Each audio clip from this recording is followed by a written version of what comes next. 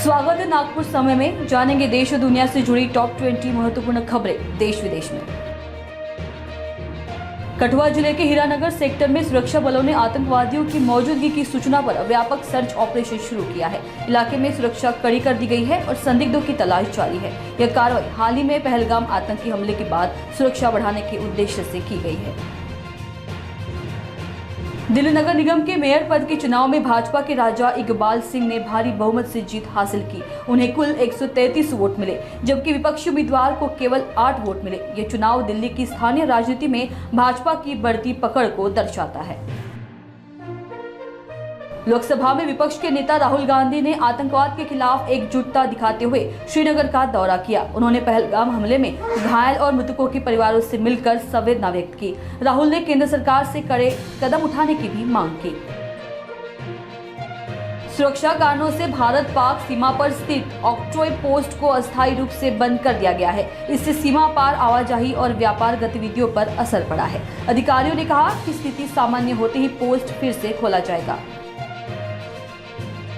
Control line of control (LOC) पर पाकिस्तान की ओर से गोलीबारी की गई, जिसमें भारतीय सेना ने सटीक जवाबी कार्रवाई की। इस घटना के बाद दोनों पक्षों के बीच तनाव बढ़ गया है। सेना ने कहा कि वह पूरी सतर्कता के साथ सीमा की रक्षा कर रही है।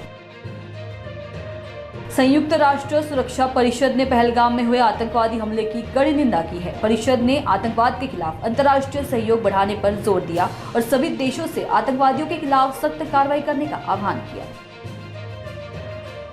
उपराष्ट्रपति जगदीप धनखड़ 25 अप्रैल को तमिलनाडु के नीलगिरी जिले के ऊटी स्थित राजभवन पहुंचे।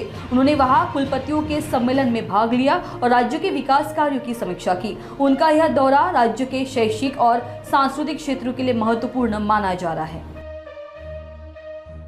भारत में विश्व मलेरिया दिवस मनाया गया, जिसमें भारत में मलेरिया नियंत्रण और रोकथाम पर विशेष ध्यान दिया गया। स्वास्थ्य मंत्रालय ने री इन्वेस्ट, री इमेजिन, रीजनाइट थीम के तहत मच्छर जनित रोगों से बचाव के लिए जागरूकता बढ़ाने की अपील की।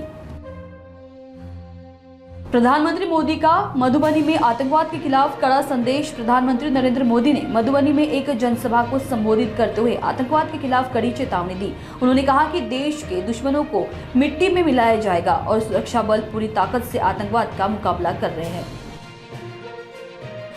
प्रधानमंत्री मोदी ने बिहार के मधुबनी जिले में विभिन्न विकास परियोजनाओं का उद्घाटन किया, जिनकी कुल लागत 13 करोड़ 480 लाख रुपए है। इन परियोजनाओं से क्षेत्र के बुनियादी ढांचे और रोजगार के अवसरों में वृद्धि होगी।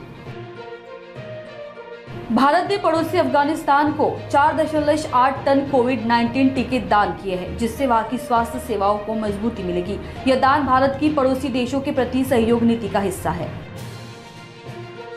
तेलंगाना में 2 दिवसीय भारत शिखर सम्मेलन का आयोजन किया गया, जिसमें देश के विभिन्न राज्यों के प्रतिनिधि शामिल हुए। सम्मेलन में आर्थिक विकास, तकनीकी नवाचार और सामाजिक सुधारों पर चर्चा हुई।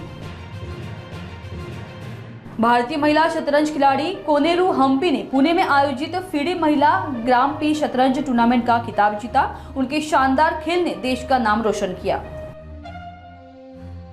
सरकार ने जीएसटी अपीलीय न्यायाधिकरणों में ई-फाइलिंग को अनिवार्य कर दिया है। इसके साथ ही हाइब्रिड सुनवाई का प्रावधान किया गया है, जिससे अपील प्रक्रिया अधिक पारदर्शी और त्वरित होगी।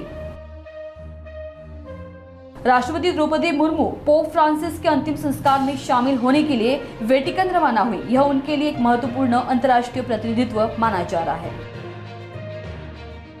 आज भारत में आंशिक सूर्य ग्रहण दिखाई देगा। मौसम विभाग ने इसके दौरान सुरक्षा और स्वास्थ्य संबंधी सावधानियां बरतने की सलाह दी है।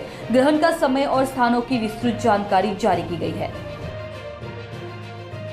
वित्त मंत्रालय ने कुछ गैर प्रदर्शनकारी बैंकों के लाइसेंस रद्द करने की प्रक्रिया को तेज कर दिया है। इसका उद्देश्य बैंकिंग क्षेत्र में पारदर्शिता और वित्तीय स्थिरता बढ़ाना है।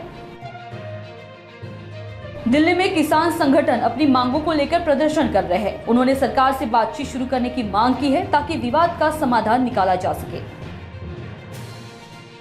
मौसम विभाग ने आगामी सप्ताह में कई राज्यों में भारी बारिश और बाढ़ की संभावना जताई है। लोगों को सतर्क रहने और आवश्यक तैयारियां करने की सलाह दी गई है। IPL 2025 के मैच जोर शोर से जारी है, जिसमें कई टीमों ने बेहतरीन प्रदर्शन किया है। लाइव मैच और हाइलाइट्स क्रिकेट प्रेमियों के बीच चर्चा का विषय बने हुए हैं।